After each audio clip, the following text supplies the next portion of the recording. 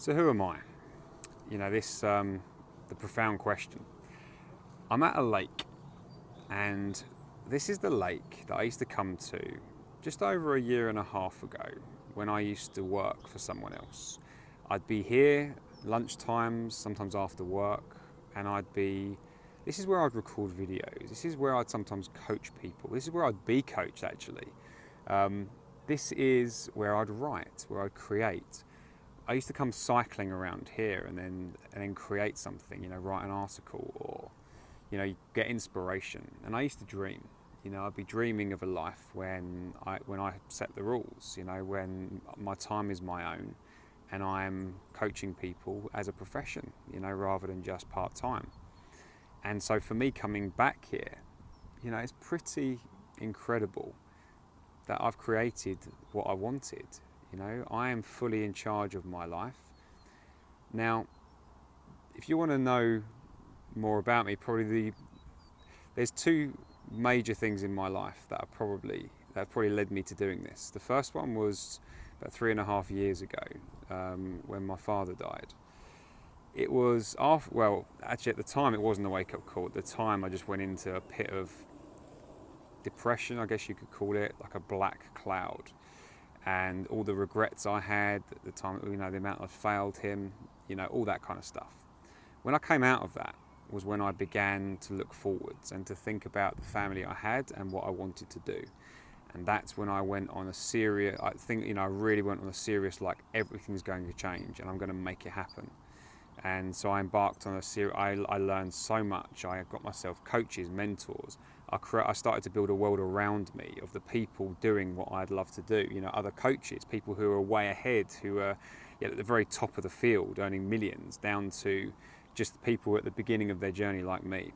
So I built a world around me of the life that I wanted. And then it was October 2014 was when I quit my job, and I did that because my grandma had a fall on a Friday. It was on a Thursday night actually, when I went over there to help her. Luckily she was bruised, but she was okay. She's tough. She was dragging herself along the floor to the bed to make a phone call, because she was 99 at the time, but she was that tough, But anyway, so I went over there, helped her out. She was in pain, but she was okay. And the next morning I phoned up work and said, I can't come in, Grandma's had a fall. Now they knew how old she was. My boss, what he said was, have you done that letter? Now, I have no idea what the rest of the call was. For me, that was just echoing through my mind that, for all he knew, she could have been dying. And his question was all about a letter. A letter, by the way, that when I went into work the following week, hadn't been done by anybody. That's how damn important it was. So, over the next few days, I made that decision to leave. And 10 days later, after that, was the first time I saw my boss. And I handed my resignation, and I felt amazing. Never looked back. It just felt like freedom. Now, I had no guaranteed way of making money. I'd scraped by with a few £100s from clients over the past few months before that. I just decided that was what I was going to do. I was going to make it work. I embarked on months of not making it work, of getting into more debt, of not being able to pay the mortgage, until it came to January 2015, when the mortgage company actually went to solicitors by this point. If I couldn't pay the mortgage, because it's already way into arrears, within 7 days I would lose the house. I'd go to court for a repossession order. That was what they'd said.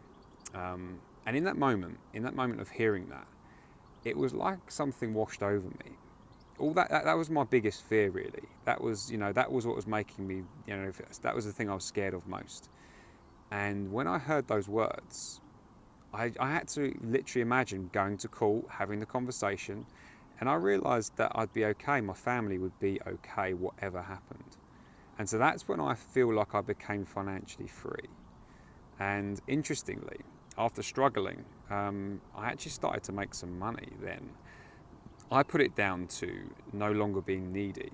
I put it down to I was doing the same things, but I had a different energy about me because I knew that I'd be okay. And I created the money for that, and things started to build.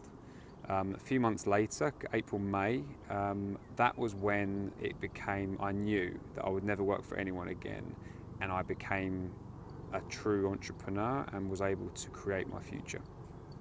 So, this is the most important thing of all. I got to spend the last 10 months of my grandma's life with her. Got to see her have a 100th birthday. I got to be with her. Do you know, when I used to work, she used to say to me, I used to say goodbye to her in the mornings when I was going to work on the days that I stayed over, and she'd be like, "It won't always be like this, will it? It won't always be like this." And I was like, "No, it won't," you know. In my mind thinking, you know, it always seemed like it was in the distance. And then obviously when I quit that, and a few weeks after I left work, I moved in with grandma along with my mum. I'd done it, you know. She got to see me having done it. Sure, I wasn't financially successful, but I was living a life that I chose. And I started to create some money later in the year, and I got to spend the time with her. And because of all that, because I created the business that I wanted around the life that I chose, I got to be with her in the final moments. And I can't, you know, there's no value that you can put on that, you know, being with her in that time. And more than that, being present with her so much in those last months, you know.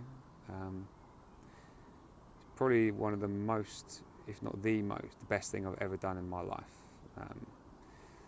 So yeah, and now my life is my creation. I mean, it's not perfect by any means. I mean, I'm definitely not making millions. However, my life is what I created to be. You know, if I want to make more money, I just focus on it. If I want to spend more time with friends and family, I do that. Everything I do is because I will it. And that's a really powerful place to be. And plus, I'm still committed to being a world-class coach. That's for the rest of my life. I love it. The more I do it, the more I love it. So yeah, so that's who I am. Here at the lake, enjoying the sun and just really being appreciative for what I've created and for all the people in my life that have been there with me. Yeah, that's who I am. Take care.